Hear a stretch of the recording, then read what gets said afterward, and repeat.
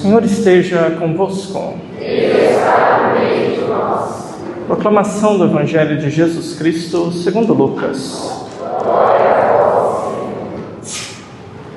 Naquele tempo, Jesus atravessava cidades e povoados, ensinando e prosseguindo o caminho para Jerusalém. Alguém lhe perguntou: Senhor, é verdade que são poucos os que se salvam? Jesus respondeu: Fazei todo o esforço possível para entrar pela porta estreita, porque eu vos digo que muitos tentarão entrar e não conseguirão. Uma vez que o dono da casa se levantar e fechar a porta, vós, do lado de fora, começareis a bater, dizendo: Senhor, abre-nos a porta. Ele responderá: Não sei de onde sois. Então começareis a dizer: Nós comemos e bebemos diante de ti, e tu ensinaste em nossas praças.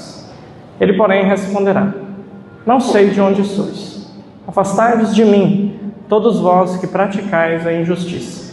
Ali haverá choro e ranger de dentes, quando virdes Abraão, Isaque e Jacó, junto com todos os profetas do reino de Deus, e vós, porém, sendo lançados fora.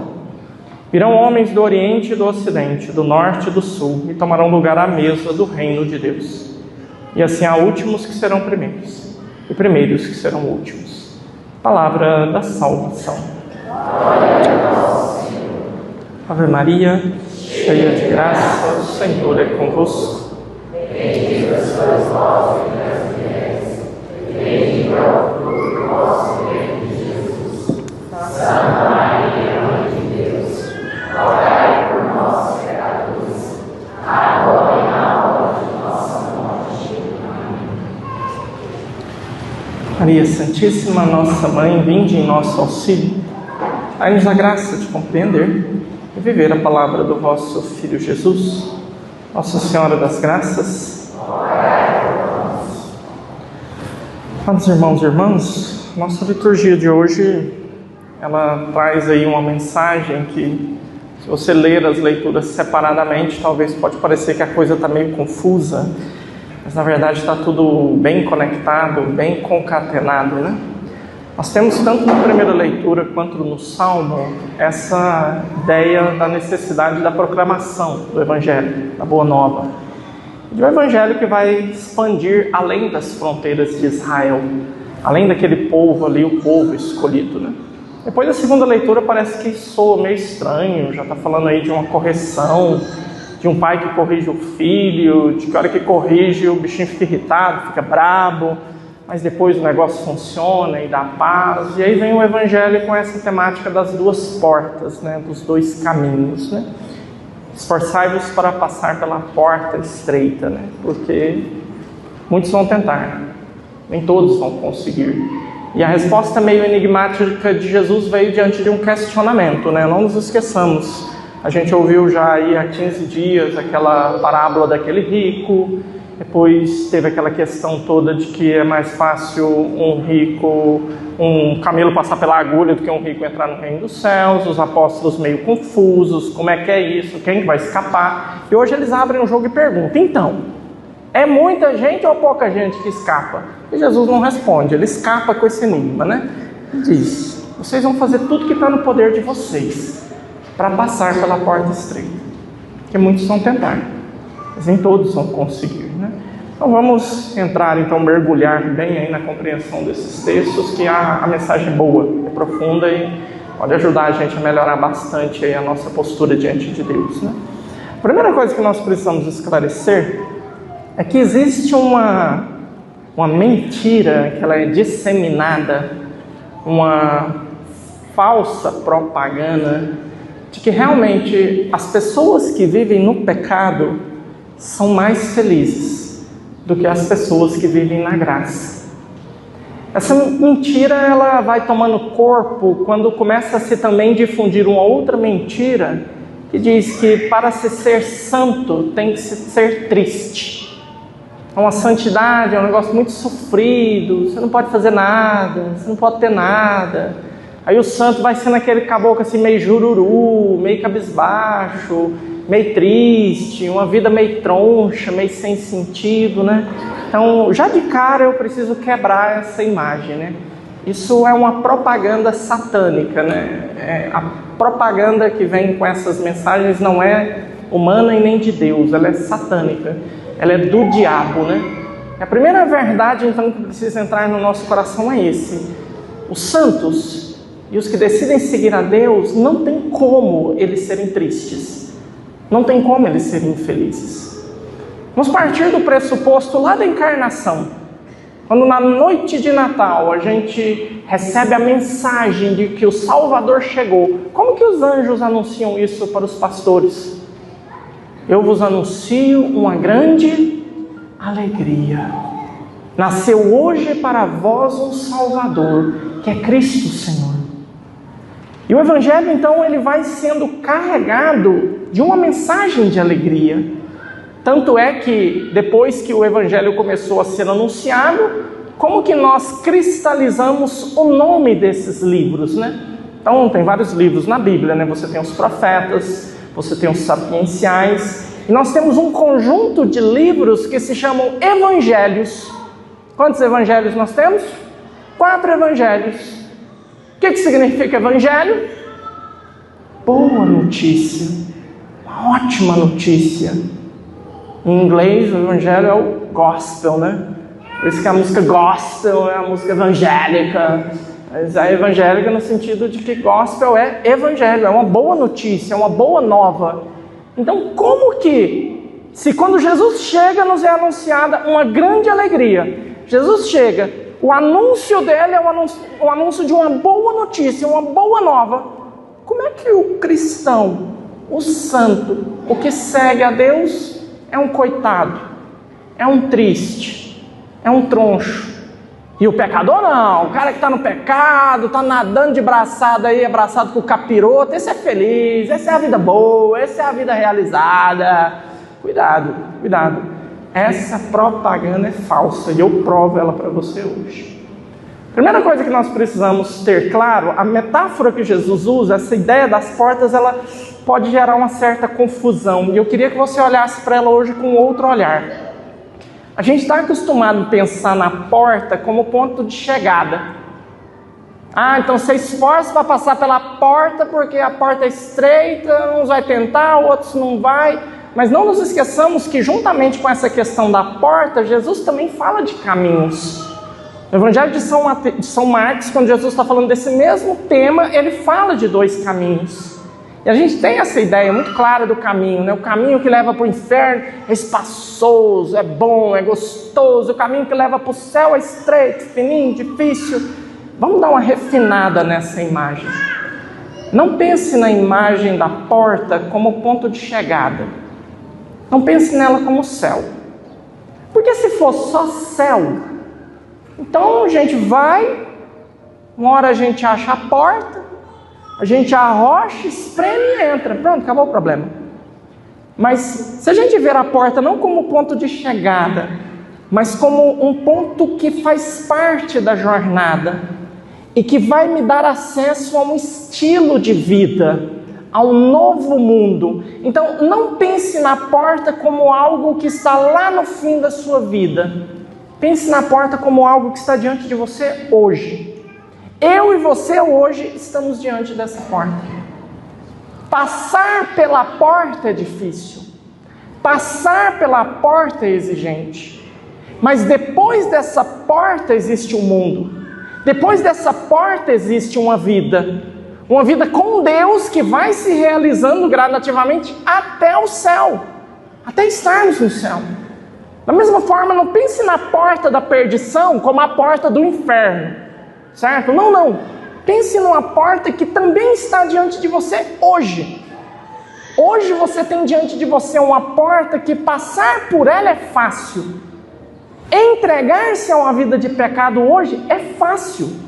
Se você quiser hoje viver uma vida louca, desenfreada, acabar com o seu casamento, pegar a ladeira rolando, descer na putaria desenfreada, cair na pinga, cair na droga, fazer tudo de errado, roubar, mata, tudo, é fácil passar por essa porta.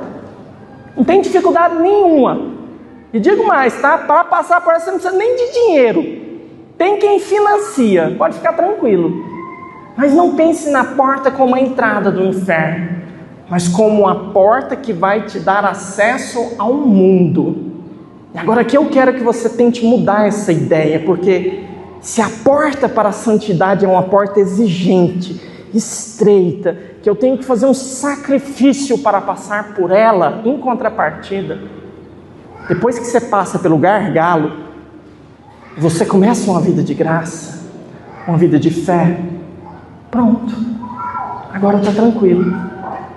Agora não tem mais assim, não é um caminho que você vai ter que sair pisando na pedra daqui, sofrendo, comendo pão que o diabo amassou com o rabo até na porta do céu, para lá no céu você chegar arrastando com a mão. Ai, graças a Deus, entrei. Não é isso. É o gargalo que é difícil. É entrar num estilo de vida santo que é difícil. Mas uma vez que você passa por essa porta, a sua vida já é uma vida feliz. A sua vida já é uma vida de realização. Do mesmo jeito que passar por uma porta de perdição é fácil. Mas uma vez que você passa por ela, meu amigo, não pensa que lá do lado de lá vai ser só alegria, não. Não pensa que você vai viver uma vida inteira porque você declarou o pecado como projeto de vida. Agora você vai viver uma vida inteira feliz e realizado, tranquilo, e só vai sofrer lá no inferno. Mentira! O pecador sofre agora. O pecador paga o preço agora, parcelado, mas paga. No final tem a quitação do consórcio, que arrebenta com tudo, mas ele paga agora. Gente, basta a gente ser honesto e olhar ao nosso redor. Olha o tanto que a pessoa que escolhe viver no pecado tem uma vida mais triste do que a vida de alguém que escolhe viver na graça. Pensa aí numa pessoa que realmente envereda num caminho de vício. Pensa numa pessoa aí que resolve, não sei, destruir um casamento. Você tem seu casamento hoje, está tudo ok, tá aqui os meninos, bonitos, simpáticos, legais. Quantos anos já, meu filho? Estão uns 10 anos de casado já? 6 anos? Nossa, vai passar rápido, hein? Divino, para você ficando só mais fashion e eu ficando só mais barrigudinho, né? Então, assim, 6 anos de casamento já, tá dando certo. Jefão tá lutando aqui, não tá, Jefão? Matando um leão por dia, né? Então, beleza, tá lutando. Tá buscando viver na graça. Olha o sorriso desse menino, coisa mais linda. Olha o sorriso dessa menina. Espetáculo. Agora resolve, meu filho. Resolve descer a ladeira rolando. Vai lá, entra num caos. Entra num caos lá com a coleguinha de trabalho. Pronto, a vida já vira um inferno. A traição já faz a vida do marido virar um inferno. Por quê? Porque agora ele tem que viver na mentira. E meu Deus do céu, como dá trabalho viver na mentira. Tem que ser inteligente. O povo não dá conta de mentir. Tem que ser esperto. Tem que ser inteligente. Tem que armar esquema. Tem que passar a gostar de fruta que às vezes não gostava. Não gosta de mexerica? Pois é, se ele gosta de mexerica é mais fácil para ele. Tem gente que não gosta. Mas todo homem que trai tem que aprender a gostar de mexerica. Porque sai lá com a outra passa aqueles perfumão de piriguete, né? Aí como é que chega em casa fedendo aqueles perfumão medonho? Casca uma sacola de mexerica dentro do carro, esfrega a mexerica no sovaco, acabou o problema. Pronto, agora já é uma estratégia para as mulheres. Fica atenta, o marido chegar em casa cheirando mexerica, pau nele, certo? Investiga o carro, faz um exame clínico para ver a quantidade de vitamina C no organismo dele. Se não tiver acima da média, pau nele, certo? Mas por quê? Porque para viver no pecado dá trabalho. Tem que enganar, tem que mentir, e não só, acaba com a vida. Aí a pessoa perde o sono, não dorme direito. Chega, põe o telefone lá em cima da cômoda, né? Aí vai entrar para tomar banho, o telefone toca, sai doido, pelado, molhado para pegar. Não, amor, deixa que eu atendo. Passa vergonha, faz carão, certo? E acima de tudo vai ficando feio. Gente, o pecador é feio demais. É feio. Todo pecador vai ficando mais feio do que ele já é. Pega, por exemplo, um cachaceiro. Pega um cachaceiro e deixa ele invernar na pinga mesmo. É invernar mesmo. De tanto fica feio. Cai os dentes. Eles vão criando aquela barriga assim, aquele calo. Só o lobozinho mesmo, né? Que tremendo. Fede. Fede, hein? Cachaceiro fede. Fede. Nossa, eu já tive que ajudar muito cachaceiro, sair do porre, limpar vômito de muito cachaceiro. Nossa, gente, tem trem mais fedido que pinguço, não. Misericórdia. Então, assim, você vai falar para mim que um cara desse é feliz? Você vai falar para mim que um cara desse, olha que ele acorda, no outro dia a cabeça dele é só... Chega, bom dia! Não para de gritar, pelo amor de Deus. Você falar que um cara desse é feliz? O cara desse é um coitado. O cara desse é um triste. É um pobre coitado. Você vai falar então que passar por essa porta larga te coloca num mundo de felicidade? Larga de ser burro. Isso é mentira. Na hora que você passa pela porta é gostoso. Na hora que você começa a treta, é claro, o diabo é um bom marqueteiro, ele não vai te marquetar com coisa que não parece ser boa, né? Na hora que você passa e começa, o negócio parece que é saboroso. Mas, meu amigo, não demora aquilo acabar, não demora aquilo destruir. Mas em contrapartida, como que é feliz uma pessoa que é fiel no seu matrimônio? Como que é feliz uma pessoa que ela pode deixar o seu celular lá aberto, escancarado, sem senha? Pode entrar, amor, não tem pornografia, não tem putaria, eu não estou em grupo de WhatsApp de sacanagem. Tem nada, amor, tem nada, pode entrar, tem nada. Como é feliz o cara que ele sai do trabalho dele, ele vai para casa. Ele sabe que a família dele está esperando lá, que ele os ama e que ele é amado. Gente, que felicidade, que dinheiro do mundo que paga isso. Tanto que é triste, o caboclo sai do trabalho e já sai agoniado. Ai, meu Deus do céu, tem que ir para casa. Ai, chega lá, a mulher vai vir com esse trem. Ai, gente, os meninos. Ai, deixa ele tomar uma para dar uma preparada. Nossa, que tristeza de vida. Que vida desgraçada. Que vida horrível. Não é para essa felicidade que Deus nos criou.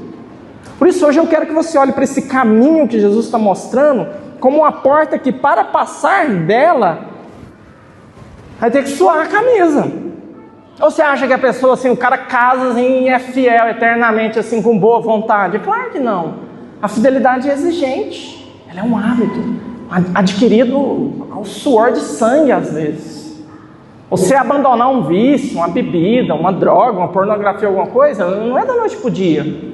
Vai ter que suar a camisa, vai ter que ralar, vai ter que passar pela porta estreita. Vai ter que sofrer, vai ter que fazer direção espiritual, vai ter que confessar, vai ter que participar de missa, vai ter que fazer novena, vai ter que levantar 4 horas da manhã para rezar com o Frei Gilson, vai ter que fazer isso tudo.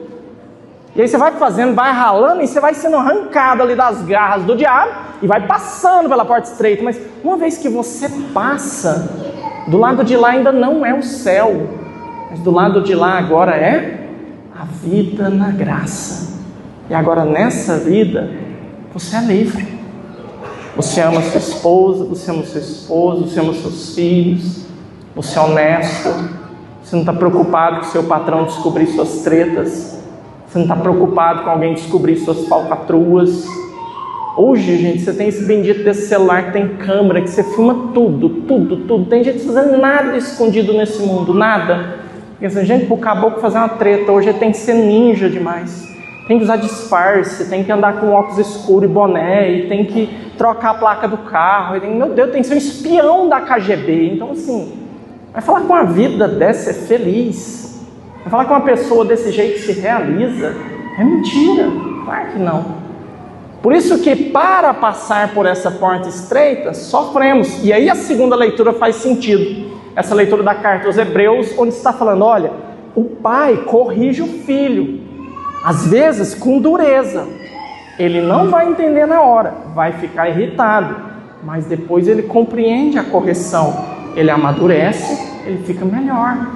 Então, às vezes passar por essa porta estreita para nós vai ser ali umas lapadas que Deus vai ter que dar na gente para a gente aprender. A gente vai ter que ser corrigido, a gente vai ter que ser chamado a atenção e às vezes com dureza.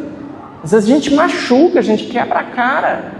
Mas a gente passa por um sofrimento que tem uma meta, tem uma finalidade. E a nossa fidelidade vai levar à nossa santidade. E os santos não são tristes, amados irmãos e irmãs. Não são tristes. Os santos não são infelizes. Não são. Pelo contrário, eles são aquilo que cada um de nós deveria ser. E não tem como não nos realizarmos, sendo aquilo para o qual nós somos chamados a ser. Então, por isso, o desafio que eu te proponho hoje, né, um desejo ardente do meu coração, né? Olha aí aqueles pecados que você ainda traz no seu coração. Olha aí aqueles pactos que você fez aí, né, de pecado, de projeto de vida, os seus segredos, os seus mistérios escondidos, né? E seja honesto com você, né? Faz a prova dos 9 com Deus. Olha para esses pecados e se pergunta se realmente você é mais feliz hoje por causa deles. Se você é mais feliz hoje porque você escolheu o pecado ao invés de Deus. Seja honesto. Aí você vai fazer uma escolha. Você não vai conseguir mudar tudo de uma vez.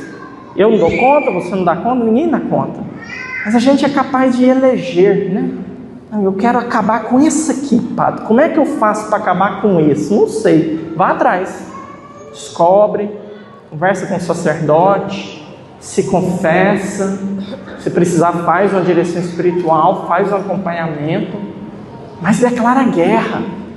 Declara guerra para passar por essa porta estreita. Porque se nós não passarmos por ela, nós não chegaremos lá.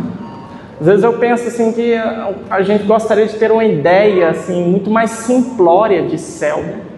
Basta a gente viver aqui, mais ou menos, não matar, não roubar, não trair, já está bom. Não, não está bom. Nós precisamos viver aqui a nossa vida de graça, de fé. Isso tem que nos fazer felizes. Isso tem que nos realizar. E se estar com Deus, se estar na proximidade com Deus, viver uma vida de oração, estar perto da Eucaristia, se inquietar com seus pecados, buscar a confissão e se alegrar depois de receber o perdão, se isso não te alegra, amados irmãos e irmãs, então tem alguma coisa errada. Então tem alguma coisa muito esquisita nessa história. Porque o pecado, eu insisto, ele pode sim te alegrar. Ele vai sim trazer um pouco de paz ao seu coração. Mas é muito breve, é muito tênue, é muito rápido, não dura. E depois de passar por essa porta larga e espaçosa, o que te espera do outro lado é muito sofrido. E não é no inferno, é aqui na terra. É aqui ainda. É uma vida triste, é uma vida sem sentido, é uma vida que pode terminar numa tragédia para você e para as pessoas que estão ao seu redor. Peçamos a Deus a graça hoje, então, de movidos por essa preocupação que Jesus desperta no coração dos apóstolos, né? Os apóstolos queriam uma resposta mais simples, né? E Jesus faz criar mais confusão na cabeça deles, né? São muitos? Não interessa se são muitos. Muitos vão tentar, mas não vão conseguir. Então, infelizmente, por mais que Deus nos queira todos salvos, Jesus também é honesto. Ele sabe que não somos todos nós que queremos ser salvos. Ele sabe disso. Ele sabe que você pode estar sentado aqui para ficar com a consciência um pouquinho mais tranquila, mas Ele sabe que no fundo, você ainda não quer. Ou pelo menos até agora você não se decidiu. Você não optou. Eu posso estar aqui de padre, pregando, falando, bonito e tudo, e pode ser uma máscara. Pode ser que eu ainda não queira.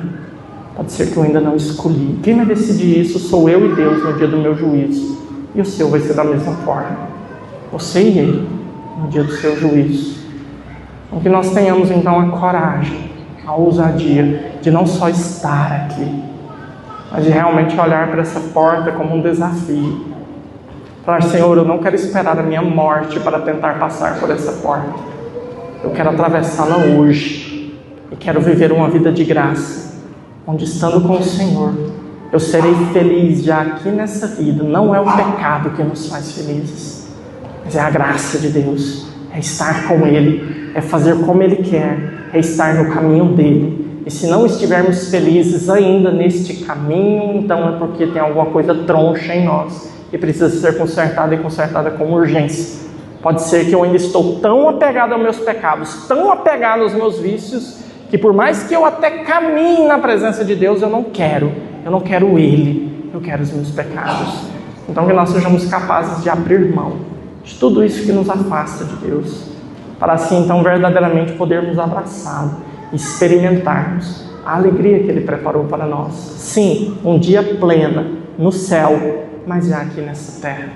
Os santos que morreram aqui e hoje são santos no céu, não viveram uma vida triste, não viveram uma vida como os coitados aqui nessa terra. Pelo contrário, eles olhavam para os outros e sentiam pena. Sentiam pena porque ainda não tinham compreendido a grandeza daquilo que aqui na terra eles já eram capazes de viver.